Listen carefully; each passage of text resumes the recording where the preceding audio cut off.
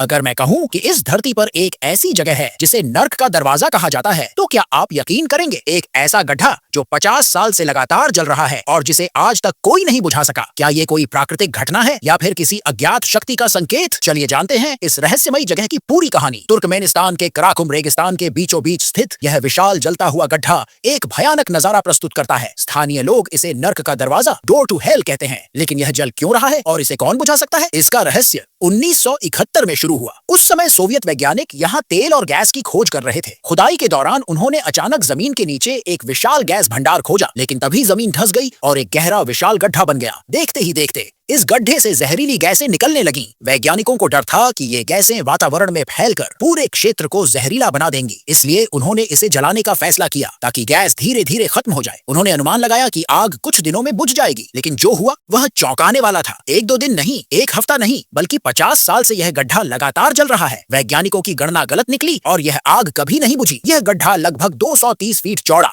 और 65 फीट गहरा है। इसके अंदर झांक कर देखने पर ऐसा लगता है जैसे धरती के अंदर कोई रहस्यमयी दुनिया जल रही हो। नासा तक ने इस जगह में दिलचस्पी दिखाई है क्योंकि यहाँ के तापमान और गैसों की स्थिति मंगल ग्रह जैसी है। क्या यह सिर्फ एक वैज्ञानिक गलती थी या फिर किसी अदृश्य शक्ति ने इस आग को बुझने नहीं दिया? 2013 में एक एक्सप्लोरर जॉर्ज कुरोनीज ने इस गड्ढे में उतरने की कोशिश की और वहां से कुछ सैंपल लिए, लेकिन आज तक कोई भी यह नहीं समझ पाया कि आखिर यह आग कब तक जलेगी। तुर्कमेनिस्तान की सरकार ने कई बार इसे बुझाने की कोशिश की, लेकिन हर बार नाकाम रही।